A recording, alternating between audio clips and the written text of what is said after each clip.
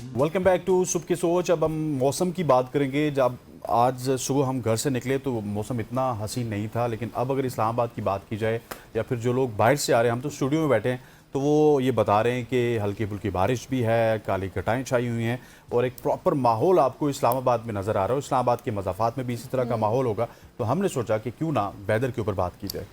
Exactly और weather पर बात करने के लिए कि अब ये मौसम की सूरत हाल आइंदा आने वाले दिनों में कब तक ऐसे ही रहेगी, बात करने के लिए मैं ज्वाइन कर चुके हैं डीजी मेट मोहम्मद अफजाल साहब। Thank you so much Afzal साहब। सबसे पहले तो मुझे ये बताएं कि मौसम की सूरत हाल अचानक ही बदल जाती है, अचानक इतनी शदीद गर्मी हो जाती है और अचानक इस तरह का मौसम हो जाता है, तो ये सिलसिला कब तक जारी रहेगा? वालेकुम अस्सलाम, बहुत शुक्रिया आपका। आप सही फरमा रही हैं कि इसमें हम देख रहे हैं कि एकदम बारिश होने लगती है, फिर उसके बाद शदीद गर्मी हो जाती है। तो ये इस मौसम इस महीने का और इस सीजन का एक इंट्रिंसिक पैटर्न है। क्योंकि इसमें जब आमतौर पे तो गर्मी बढ़ रही होती है, लेकिन जब बादल आते हैं तो वो उसको मास्क कर देते हैं उस टेम्परेचर को, और वो टेम्परेचर थोड़ा डाउन हो जाता है। तो अभी भी यही सूरत हाल बनी है। इस स्पेल से पहले शदीद गर्मी पड़ रही थी, और जब ये स्पेल आया है कल रात से, तो ये आगे 24 से 48 घंटे तक चलेगा। और ये बारिशें और तेज हवा और आंधी झकड़ जो है, ये मुल्क के नॉर्दर्न एरियाज में, यानी कि from Pothohar region up to further into north, तो इस पूरे नॉर्थ वाले पार्ट में अफेक्ट कर रहे हैं। जबकि साउथ में अभी तक मौसम क्लियर है और बारिशें भी इतनी नहीं है उस साइड पे। लेकिन क्योंकि वेस्टर्न डिस्टर्बेंस है ये, तो अपने साथ ये कुछ ठंडी हवाएं भी लाती है, तो उन ठंडी हवाओं की वजह से टेम्परेचर ज्यादा एक दो दिन यानी अगले 24 से 48 घंटे तक स्टेबल सर, रहेगा। आपने ये तो बता दिया कि अब बारिश इस्लामाबाद में, पोठोहार में और जो नॉर्दर्न रीजन है उसमें आपको नजर आएगी, लेकिन मैं आपसे सवाल ये करना चाहूंगा कि लाहौर, कराची, मुल्तान, जहाँ पे गर्मी थोड़ी सी शिद्दत उसकी ज्यादा है, इंटेंसिटी ज्यादा है, तो वहां पे भी बारिश के कुछ इम्कानात हैं इस स्पेल में या फिर आइंदा आने वाले दिनों में, 3 4 5 दिन में? इस स्पेल में तो वहां पे जो आपने इलाके बताए उसमें सिर्फ लाहौर में कुछ थोड़े चांसेस हैं, नॉर्थ ईस्ट पंजाब में, मुल्तान में तो बिल्कुल नहीं है। तो ये वहां पे अभी बारिशें नहीं होगी। उसके बाद इस दो दिन के बाद फिर ये टेम्परेचर और राइज करना शुरू हो जाएंगे। सही। और सर ये बताइएगा कि जिस तरह से हम देख रहे हैं कि कराची की सूरत हाल, वहाँ तो शदीद गर्मी है, तो कराची में अब ना इस स्पेल में ना ही आइंदा आने वाले स्पेल में, मतलब ये सिलसिला वहाँ पर शदीद धूप वाला ही रहेगा या फिर कोई चांसेस हो सकते हैं इस मंथ के एंड में या मिड में? जी, कराची में सूरत हाल ये कि उसमें थोड़ा सा एक प्लस पॉइंट ये है कि शाम के वक्त वहाँ सी ब्रीज चलना शुरू हो जाती है, जिससे कि नाइट टाइम टेम्परेचर ज्यादा डाउन नहीं होते और जो डे टाइम टेम्परेचर वो ज्यादा रहते हैं। अभी भी इम्कान ये है कि आप कह रहे हैं 36 से 38 तक टेम्परेचर अगले 2 3 दिन में, ये टेम्परेचर 36 से 38 तक कराची में भी जाएगा। अच्छा डॉक्टर साहब, अब ये खतरा भी होता है कि बारिश के साथ साथ हमें यालाबारी का भी इंतजार करना पड़ता है कि वो कब होगी, क्योंकि हमने अपनी गाड़ियों का ख्याल रखना है, अपने सोलर सिस्टम का ख्याल रखना है। सो क्या इस स्पेल में, जो ये 24 48 घंटे का स्पेल है शहरी इक़्तिदार में और मज़ाफ़ात में, क्या यालाबारी का भी खदशा है? नहीं, यालाबारी का खदशा होता तो पहले अब तक हो चुका होता। अब चूंकि काफी टेम्परेचर भी डाउन हो गया और जो टेम्परेचर ग्रेडियंट है वो इतना ज्यादा नहीं है कि जो उससे ज्यादा यालाबारी के इम्कान पैदा हों। तो आगे 24 से 48 घंटे में हम एक्सपेक्ट करेंगे तेज हवाएं होंगी, थंडरस्टॉर्म होगा, तेज हवाएं होंगी, हो सकती हैं, ठीक हो गया। और बारिश भी होगी। डॉक्टर साहब, thank you so much for joining us. Doctor Mohammad Afzal साहब, डायरेक्टर जनरल मेट डिपार्टमेंट, हमारे साथ मौजूद थे। So much for joining us. खवातीन और आगे बढ़ते हैं और आगे बढ़ते हुए आपको बताते हैं, दुनिया भर में हर साल तकरीबन 4.5 ट्रिलियन सिगरेट के टुकड़े माहौल में फेंक दिए जाते हैं, जो ज़मीन, पानी और फ़ज़ा के लिए एक बड़ा माहौलियाती ख़तरा बन चुके हैं। लेकिन पाकिस्तान की एक और बासलाहियत तालिबा हैं पाशमा सोहेल, जिन्होंने इसी कचरे को एक हैरान कुन इजाद के ज़रिए माहौल दोस्त फैशन में तब्दील कर दिया। पाशमा ने इस्तेमाल शुदा सिगरेट फिल्टर से बायो बेस्ड वैगन लेदर तैयार किया है, जो ना सिर्फ माहौल दोस्त और बगैर बदबू के है, बल्कि पायदार फैशन के लिए भी एक नई उम्मीद समझा जाता है। ख़ास बात यह है कि पश्मा ने अपनी इस मुनफरिद लेदर टेक्नोलॉजी को पाकिस्तानी फिल्म मेरा लियारी में भी इस्तेमाल किया और उसकी कस्टम लेदर शर्ट बनाए, जो कि वहाँ पर इस्तेमाल हुई, जिसने इनकी तख्लीकी सलाहियतों को मज़ीद नुमायाँ किया। और आज वो हमारे साथ मौजूद हैं और उन्हीं से पूछते हैं उनकी ये कहानी। बिल्कुल जी, वेल साहिबा ने हमें ज्वाइन कर लिया है। Pashma, thank you so much for your time. जिस तरह से आपका नाम खूबसूरत है और आप खुद खूबसूरत हैं। वालेकुम अस्सलाम। मुझे ये बताएं कि ये कैसे आपने मुमकिन बनाया और कैसे आपको ये ख्याल आया कि मुझे जो सिगरेट के जो टुकड़े बच जाते हैं या जिनको फेंक दिया जाता है बदबूदार, या फिर उनको लोग इतना नहीं पसंद करते, उससे ये चीज बनाने का? जब यूनिवर्सिटी में हम काम करते थे तो मैं इसी तरह के ही जो है ज्यादा टॉपिक्स वगैरह पे काम करती थी। मेरे पिछले प्रोजेक्ट में मैंने एलजी को फिल्टर आउट किया था और उससे बायोप्लास्टिक्स जो है वो सर्फेसेस बनाई थी। तो उसमें मैंने फिगर आउट कर लिया था कि किस तरह मैं बायोप्लास्टिक्स पे काम कर सकती हूँ। तो आगे जाके मैंने थोड़ा सा और चैलेंजिंग जो है वो टॉपिक लिया था।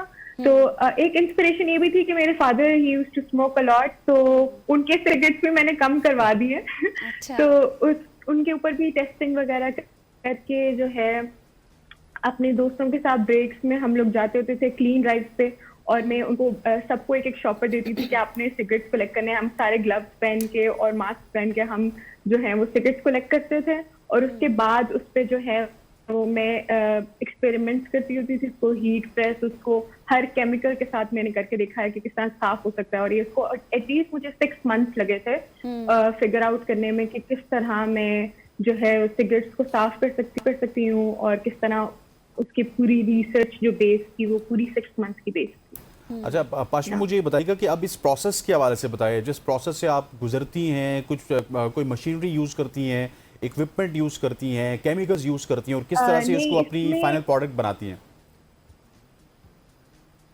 इसमें जो है वो बहुत हैवी केमिकल्स यूज होते हैं, क्योंकि जाहिर सी बात है सिगरेट है जो बहुत स्ट्रॉन्ग एलिमेंट होता है और उसके अंदर बहुत टॉक्सिकन्स भी होते हैं। तो हम पहले जो है वो सिगरेट्स को है केमिकल्स में सारा सोक करते हैं, ठीक है। तो उसमें से उसका सारा टार जो है वो निकल जाता है और वो they completely come to a white cotton, ठीक है। हम उसको पूरा वाइट कॉटन में तब्दील कर लेते हैं। फिर उसके बाद उसको मैंने चुगताई लैब से टेस्ट करवाया था, जो कैप क्रेडिटेड लेबोरेटरी भी है पाकिस्तान की। तो मैंने उनकी जो है हेड जो है उनको मैंने बताया कि इस तरह मेरा जो है सारा टॉपिक है, तो मुझे टेस्ट करवाना है। तो उन्होंने जो है वो कॉटन टेस्ट किए और उन्होंने उनका ऑर्गेनिक कंपाउंड्स के साथ बॉन्डिंग करवाई कि किस तरह जो है हम देख सकते हैं कि इसमें कोई टॉक्सिकन है, बच गया या नहीं है। तो अल्हम्दुलिल्लाह उसके अंदर कुछ भी नहीं था। तो उससे मुझे जो है आगे एक सपोर्ट भी मिली कि मैं इस चीज पे और काम कर सकती हूँ। तो उससे उस जो साफ कॉटन थी उसके बाद मैंने उसको ऑर्गेनिक बाइंडर्स के साथ तब्दील किया। वही जो मेरी पुरानी रिसर्च थी बायोप्लास्टिक की, कि मैंने किस तरह जो है पहले से ही फिगर आउट कर लिया था कि सर्फेसेस वगैरह और लेदर वगैरह, वीगन लेदर कैसे बनता है। तो उस चीज को फिर मैंने कंबाइन करके जो है वो सिगरेट लेदर की तरफ लेके गई। It's not an actual leather, कि मुझे काफी लोग कहते हैं कि ये लेदर नहीं है, आप इसको लेदर क्यों बोलती हैं, लेकिन मैं कहना चाहूंगी कि it's an alternative to leather, कि हम लेदर को एक्सचेंज कर रहे हैं या उसको रिप्लेस कर रहे हैं। क्योंकि लेदर जो है इटसेल्फ वो एक एनिमल स्किन से जो है वो बनता है, और it's not good for the environment as it sounds के एक जानदार चीज को आप मार रहे हैं, और इस तरह वो just doesn't make any sense कि आप उसको लग्जरी नाम करें। क्योंकि काफी ब्रांड्स जो हैं वो जो है वो क्रोकोडाइल लेदर बनाते हैं और एलिफेंट लेदर बनाते हैं, फील लाइक उसको लग्जरी नाम देते हैं। It's not luxury. अगर आपने कोई रेयर पोजेशन रखनी है तो might as well be rare, कि वो किसी रेयर एस्पेक्ट से बनाओ, जैसा सिगरेट लेदर से बना। आपने कभी मार्केट में ऐसी चीज देखी नहीं होगी। तो आई फील है कि ये चीज बहुत अलग है और ये एक लेदर को रिप्लेस कर सकता है, उसकी एक जो है अच्छा पाशमा, मुझे ये बताएं कि अब जिस तरह से ये वीगन लेदर आपने बनाई है और जिस तरह ये मूवी में भी दाना नीर ने इसको वेयर किया है, ज़ाहिर बहुत सारे लोगों के ये भी खदशात होते हैं कि यार हम इस तरह की लेदर क्यों पहने। इसमें फिर वो जिस तरह मैंने स्टार्ट में बात की कि कुछ स्मेल का इशू भी होता है, या कुछ लोगों को वैसे तबीयत खराब होती है, वो स्मोकिंग करना या फिर सिगरेट्स वगैरह को पसंद नहीं करते। लेकिन जब कोई एक्ट्रेस आपकी इस तरह से ये शर्ट पहनेगी या फिर लेदर शर्ट जो आपने बनाई है, तो उससे ज़ाहिर बहुत सारी चीजें क्लियर भी हो जाती हैं कि ज़ाहिर एक रिप्रेजेंटेशन आ रही है। तो वो एक्सपीरियंस आपका कैसा रहा, कितनी ये इको फ्रेंडली रही है? और ये जो अभी आप देख रहे हैं ना साथ गजल बिल्कुल आप विंडो पे, ये वही शर्ट है जो कि पाशमा ने बनाई थी जी। ज्यादातर लोग जो है वो इसी तरह के क्वेश्चन इसलिए करते हैं क्योंकि उनको इस चीज के बारे में इतना नॉलेज नहीं है। और मैं भी अगर मुझे नहीं पता होता तो मैं भी ये क्वेश्चन करती, क्योंकि मेरा एम यही है कि मैं लोगों को इस चीज के बारे में एजुकेट करूं। सकती हूँ कि हमने उसको प्रॉपर एक तरीके से रिसाइकिल किया है, और वो अगर एक इतनी हाई एंड लैब कह रही है कि एक सेफ ना हो, तो कोई ना कोई तो उसके पीछे रीजन है ही कि हमने उसको फिगर आउट किया है और उसके बाद उसको रिसाइकिल किया है। ये एक एनवायरमेंटल सोल्यूशन, आपको हर जगह सिगरेट बर्ड्स नजर आएंगे।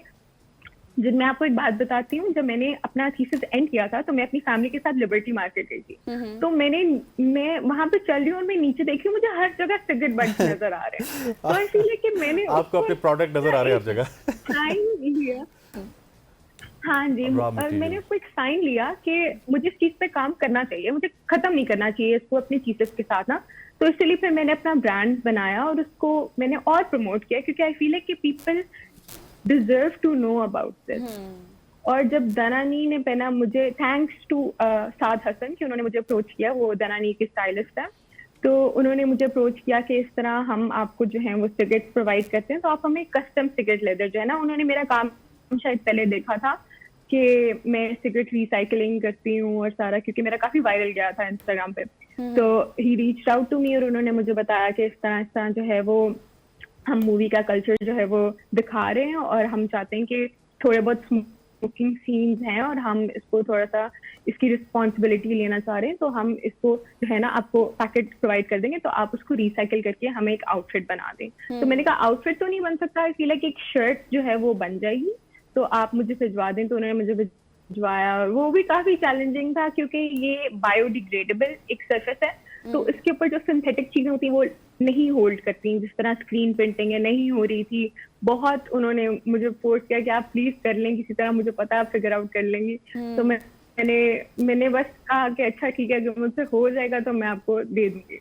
तो फिर उसके बाद जो है मैंने लेजर कटिंग करवा के तो सब कुछ सारा स्टिच वगैरह किया, तो या it was worth it. That's very great. अच्छा, क्या आप समझती हैं, क्योंकि हम इस तरह के बहुत सारे सेगमेंट्स करते हैं जिसमें सस्टेनेबल फैशन के हवाले से हम बात करते हैं, फिर इको फ्रेंडली मसनूआत बहुत ज़्यादा मार्केट में आ रही हैं, सो पाकिस्तान में भी क्या इस तरफ रुझान बढ़ रहा है, और आप क्या समझती हैं कि आने वाले दिनों में इसका रुझान और आपको बढ़ता हुआ नजर आ रहा है? देखिए, if I am being honest, मेरी नहीं ख्याल से कि मैंने ज्यादा लोगों को देखा है इस चीज पे काम करते हुए। सस्टेनेबिलिटी, क्योंकि हमारे लोगों को इतनी नॉलेज नहीं है इस बारे में, और जिस तरह अगर हम किसी चीज पे 100% कॉटन का टैग लगा देते हैं, दैट डज नॉट मीन कि वो सस्टेनेबल है, क्योंकि cotton itself is a very polluted fabric, क्योंकि कॉटन में बहुत वाटर यूजेज भी यूज होती है और वो उतना ही पोल्यूटेड है जितना कोई सिंथेटिक फैब्रिक है। लेकिन काफी लोगों को इस चीज के बारे में नहीं पता। तो आई फील है कि लोगों को एजुकेट करना और इस तरह लोगों को बताना इज वेरी इंपॉर्टेंट। इसीलिए मैं भी ज्यादा अपनी जो वीडियोस होती है उस पर चीजें एक्सप्लेन करती हूँ कि किस तरह जो है वो हम किसी सस्टेनेबल सोल्यूशन पे जा सकते हैं। और हाँ जी, बस सही। अच्छा पाशमा, मुझे ये बताएं, अभी आपका नेक्स्ट एजुकेट करें।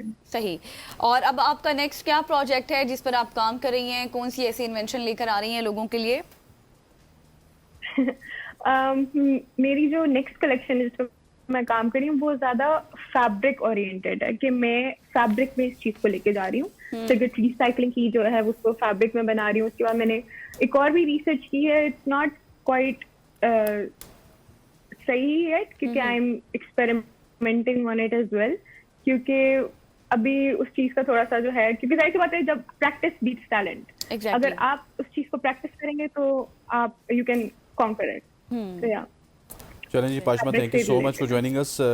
कीप ग्रोइंग एंड आपके जितने भी फ्यूचर प्लान्स हैं हम दुआ करते हैं और उम्मीद भी है कि आप उसी तरह से कामयाब हों जिस तरह से आप इस प्रोजेक्ट के अंदर कामयाब हुई हैं। पाशमा सुहेल हमारे साथ, मोहतिन वज़ाद, जो कि जिन्होंने बड़ा यूनिक काम किया और उनकी सारी कहानी हमने आपके सामने पेश किया।